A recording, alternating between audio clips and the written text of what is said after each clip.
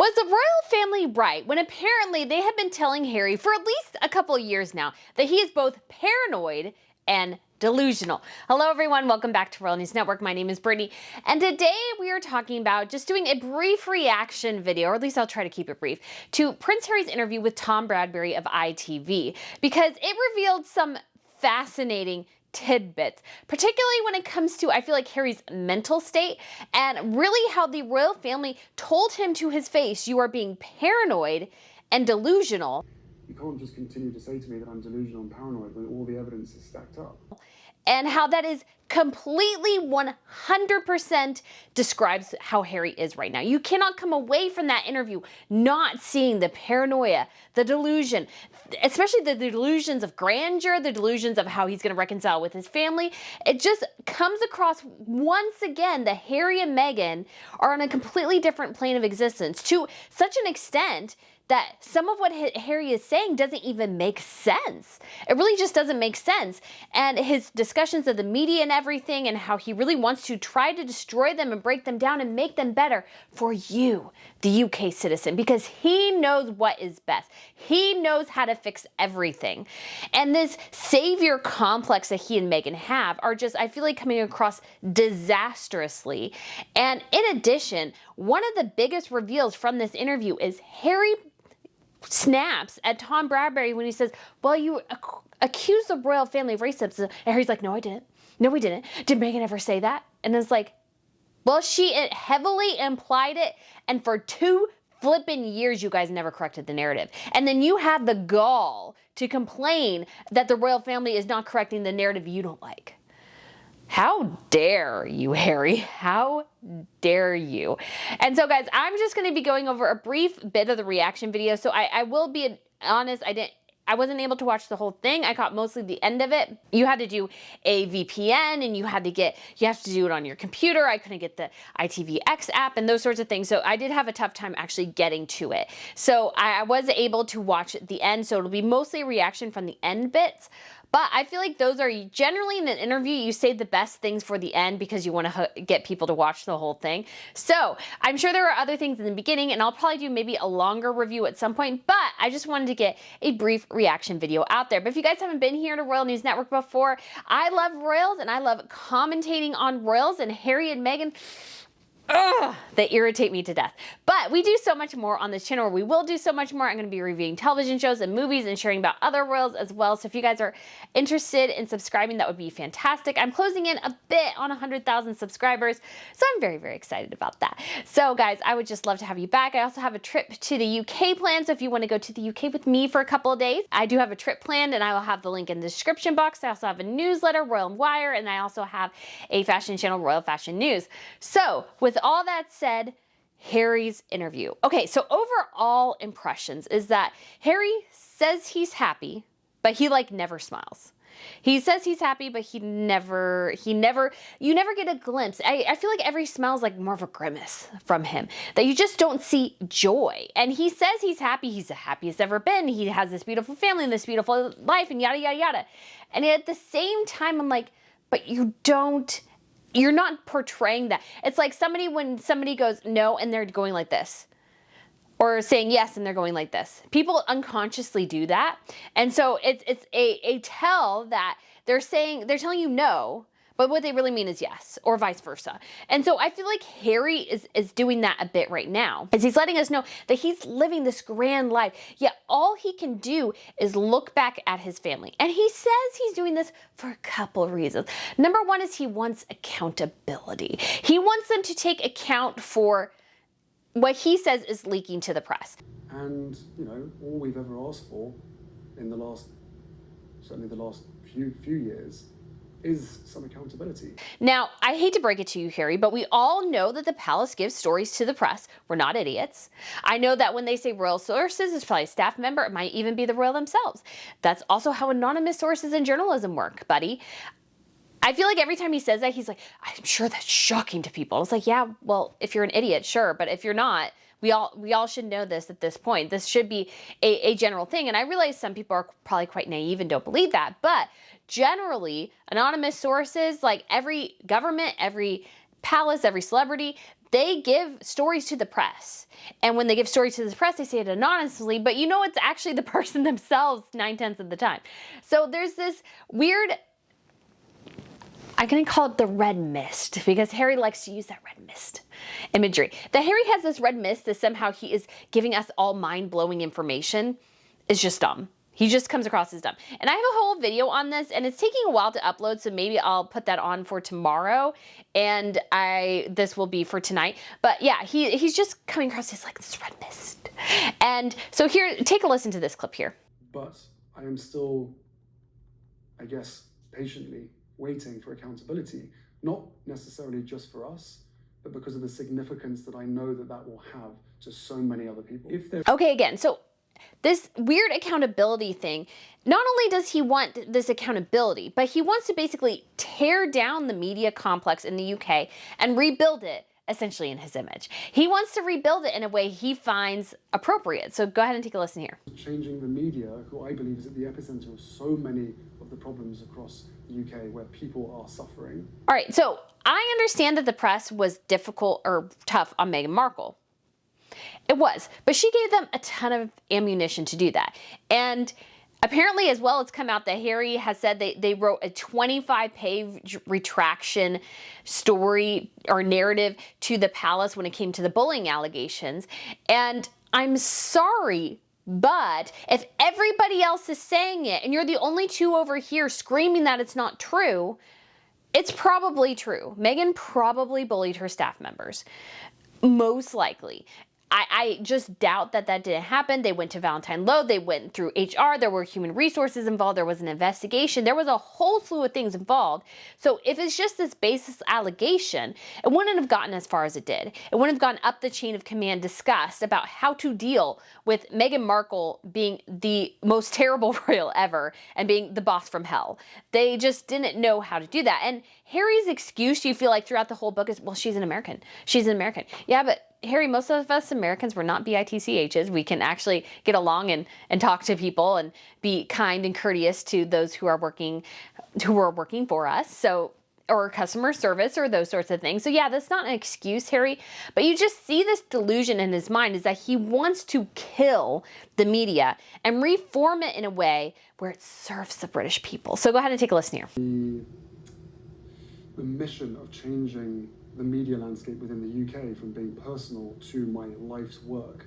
All right, so I don't know if you're a UK citizen or not, but I have no desire to have a self-appointed savior in terms of Prince Harry and Meghan Markle, who are both deeply flawed people, who thinks he finds the truth when he takes magic mushrooms, telling us what the truth is and what the media should do. Absolutely, absolutely not. No, no bueno. It's just like the entire concept of it. And the idea that Harry thinks he's the magical savior that's going to fix everything. I'm like, no, you're not going to fix diddly squat. You ain't going to fix diddly squat. Stop doing that. It's just dumb. It doesn't make any sense. And you look like a fool every time you do it. So I feel like Harry's narcissism here is just all consuming to him. He is so consumed with this and trying again to push back against the narrative against Meghan Markle. And I understand he's trying to protect his wife, but he's not understanding that there is a bigger picture here, and their truth and their narrative is not the only story. And Harry's perspective is that we've always heard the palace's story, so we haven't heard their story yet. And I was like, all we've heard is your story. If I could get away from your story, that would be helpful. I'd love to hear Catherine and William's side of things. Love to. But they won't tell us. It's you and Meghan that keep just pounding on this stuff and refuse to let it die. So that's Harry's perspective, is that he needs to tear everything down. I love the moment, though, where Tom said, well, you're making these very, very serious allegations that get the media. What if you're wrong? And he's like, well, I guess they'll sue us. Let's be clear, you would owe them a pretty abject apology if you're not right, if it's not proven. Well, if it wasn't wrong, they would presumably sue us. They really, really do, because I feel like this savior complex, Harry very much said things where he thinks he is going to save everything. He's going to save everyone. He's going to be the arbiter of change in a positive direction. But it's a direction that serves Harry and Meghan and nobody else. Meghan doesn't want any critical stories of her. Now, Harry says, oh, they're okay with it. They're okay with it. But that's not the truth. They don't want any critical stories of them because it does not serve their narrative. So anything that doesn't serve their narrative must be destroyed. And so they wouldn't like this channel because I just push back against it. Because naturally as well, I also see a ton of inconsistencies in what you're saying. Because again, I'm not an idiot. Because I always feel like Harry thinks we're all dumb and we're all like just marching to his tomb. I'm like, well, actually, it just mostly reveals about you and not as much about me, because I like to push against things. I like to look deeper than just the headlines. And I also have a pretty good knack for thinking about what thing rings true and what thing rings false. Now, I could always be totally wrong. I could always be totally wrong. Do your own research. I strongly encourage you to do that. If you come to your own conclusion, hey, that's fine. You can even tell me it. Don't be mean. But I feel I'm perfectly fine with people pushing against a narrative. But Harry's not. Harry's not. And that's what comes across here. And what I thought as well, looking back in the whole interview, is that when Harry was pushed a smidge on something, he would get really, really aggressive about it. So go ahead and take a listen here. I wish you'd shut up and stop talking about it and leave it at Stop talking about what? the issues that you've raised during the course of this interview. You know, not talk about your family, not talk about the press, not talk about all these things. And all right, so Harry it gets interrupted. He interrupts Tom. He gets like, oh, I didn't say that. I didn't say that. And it's like, well, maybe you did. Maybe you did. And it's something that I think harps on Harry's hypocrisy. So one of the things that Harry keeps doing is he says he wants to reconcile with his family, and yet he's doing all of this. He's doing all this. He says, well, I don't want to hurt them. It's like, but you're hurting them. He's like, well, I'm not. I'm just telling my truth. And it's like, but your truth is hurting them, and you're revealing very personal, private conversations publicly to the world. We now know you're circumcised. And so we know that of William too, because you said you both were. And so that puts William in a terrible spot. And that reveals something publicly that the public should never know. They should never know that. And so that's just something I feel like that's so incredibly just divisive and awful for Harry to say, really, is to reveal things publicly and go, well, I don't have anything to do with it. It's not my fault. I'm just telling my truth. And so it's such a pig-headed, bull-headed way to go through life that you can just drop whatever truth bombs, quote unquote, that you want, and that nobody will suffer the ramifications of it. Or that, again, this whole cause and effect thing, I mentioned this in another video a while ago, cause and effect is a mystery to Harry and Meghan. It's an utter mystery that doing thing A can have reaction B, and sometimes reaction B you don't like. You don't like reaction B. You wanted reaction A, and you got reaction B, C, D. Like, things don't seem to go exactly their way, like they have meltdowns over it. And one of the best moments is like, I believe Harry thinks too that this book will be written into history. So go ahead and take a listen here. For historical fact and significance, I don't want my kids or other people at that age growing up thinking, oh, wow, this is what happened. It's like, no, that's not what happened. This is what happened. All right. Harry, again, the delusions of grandeur there are massive. They are huge. They are like, what? Why do you think that your diddly story will be written into the history books? Unless you bring down the monarchy, which makes this whole thing ridiculous. You only are where you are because of your title. That's it. That's it. And what I also thought was really interesting is that when Harry was talking about, especially like the Commonwealth, and ask, well, you know, we'll come back. We would come back and represent the Commonwealth, not the UK, the Commonwealth. So go ahead and take a listen here. If my father asks us for support across the Commonwealth, then that is certainly an open discussion. I always thought it was very, very strange and odd that Meghan Markle wanted all the Commonwealth flowers on her veil. I'm like, on her wedding veil. I'm like, why? You're just the vice president of the Queen's Commonwealth Trust. I mean, that's it. That's great, sure. But it was like, you don't need to represent that because you don't represent the Commonwealth. The people paying your salaries are the UK citizens. They're not the Commonwealth. And so I always felt like Meghan wanted to be the queen of the Commonwealth. And I feel like now Harry pretty much confirms that. He's basically saying that, hey, we'll go and we'll represent the Commonwealth everywhere. Because we saw this in the documentary too, that they're in their minds, because Meghan has an African ethnicity as part of her genetic makeup, she has white ethnicity too. She doesn't like that part, but she, she leans into the black stuff, that she can be an ambassador for the world and that she should be the British royal ambassador of the world. But that's not your call. That's not your call. And to do that, you actually have to represent the UK because that is your base. And the Commonwealth, it's not a kingdom territory. I feel like Harry and Meghan think that they can become kings and queens of this. And it's like, no. It's an economic agreement. You go into the Commonwealth, you subscribe to the Commonwealth membership because it gives you trade benefits with all the other Commonwealth countries, including Canada, Australia, New Zealand, and the UK. Some of the biggest economies in the world. And if you are a small country, let's say like Belize, that is a huge benefit to you.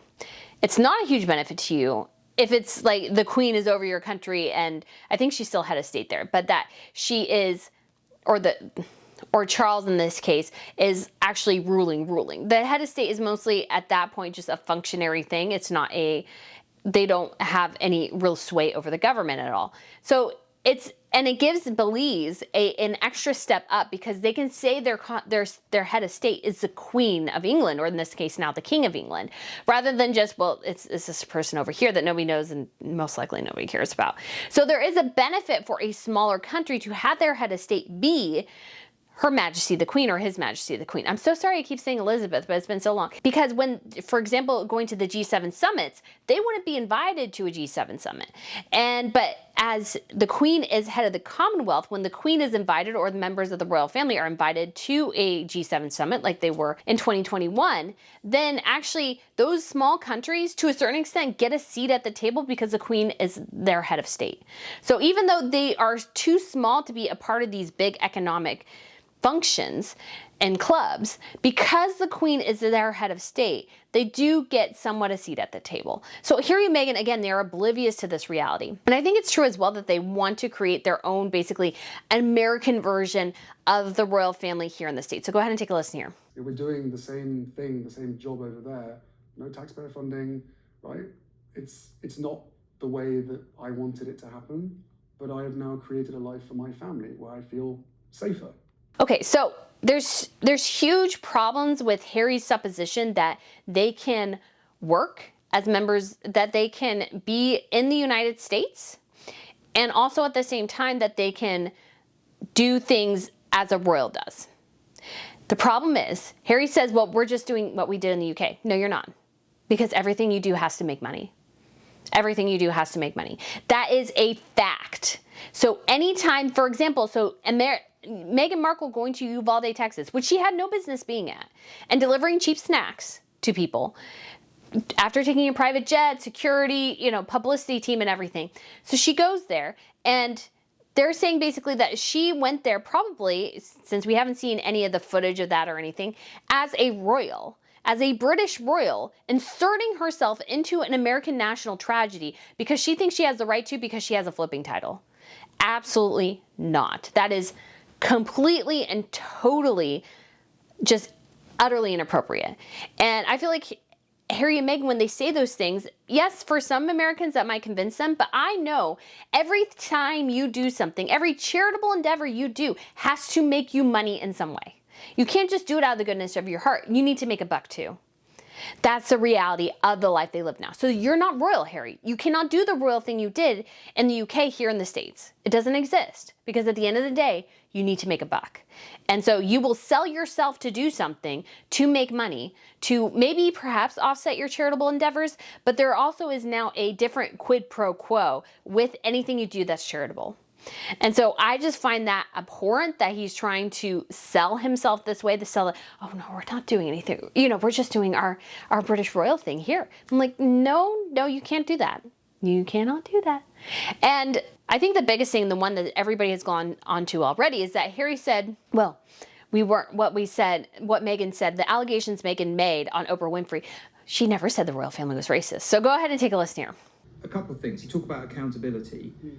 In the Oprah interview, you accuse members of your family of racism. You don't even...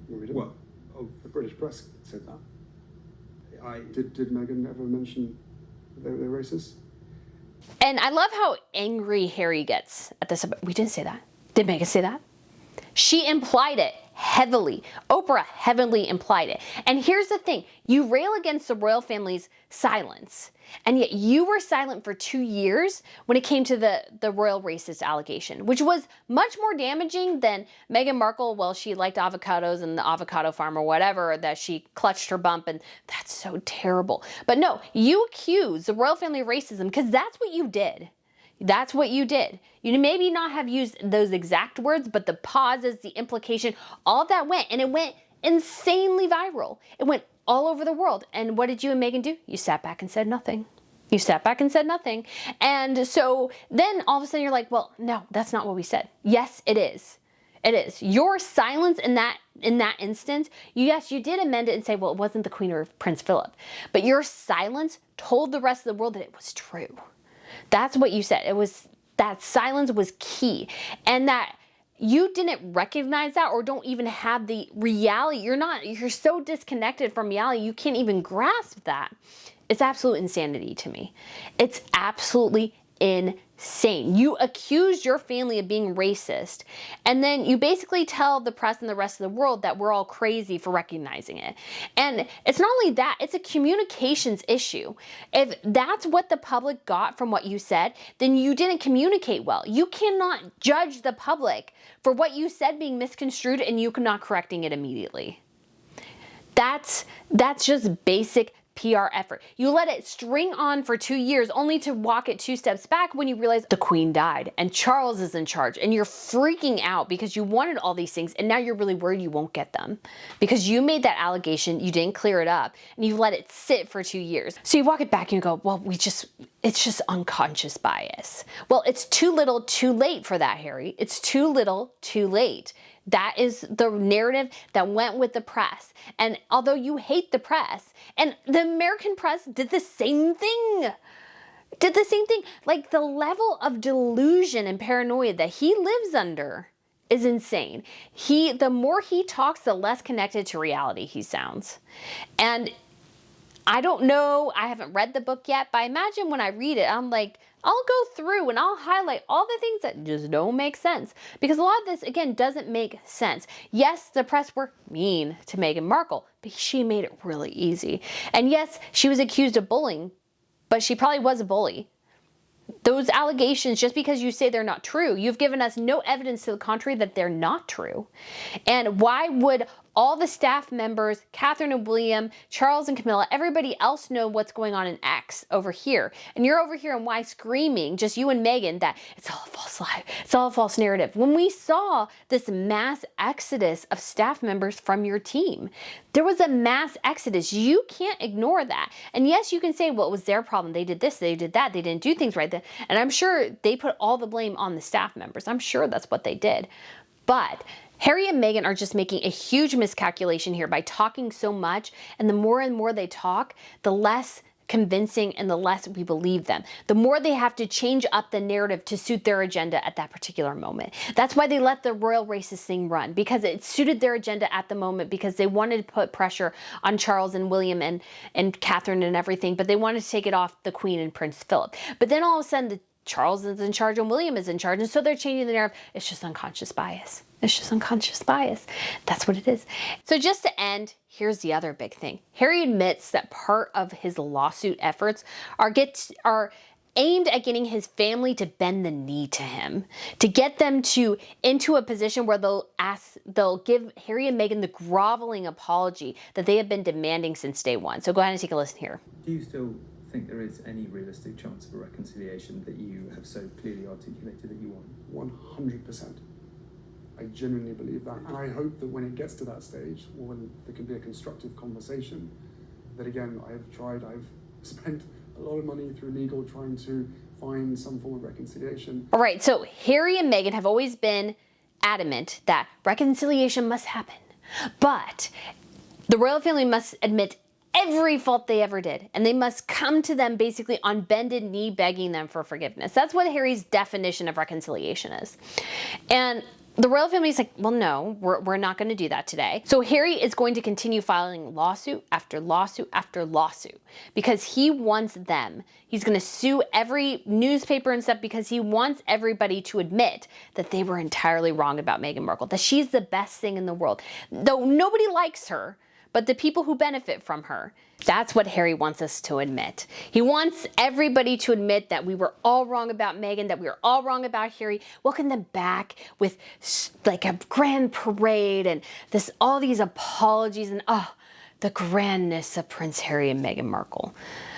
Well, Harry, I'm sorry to burst your bubble, bud, but I just don't think that'll ever happen. And you only really have yourself to blame because part of reconciliation is admitting fault, admitting that you were wrong in some area. Don't care what it was, don't care what it is, but you need to admit fault. That Harry and Meghan refuse to say that they've done anything wrong ever, to me screams that they are people who believe that they have no fault in anything, will not change their ways, and want everybody to come to them on bended knee because they are perfect. They are the saviors of the world. Well, I'm sorry, Harry, but the savior of the world died 2,000 years ago. You are just a man who lives under a grand delusion that you are the savior of the monarchy, the British people, and everything like that. You are Captain Britain.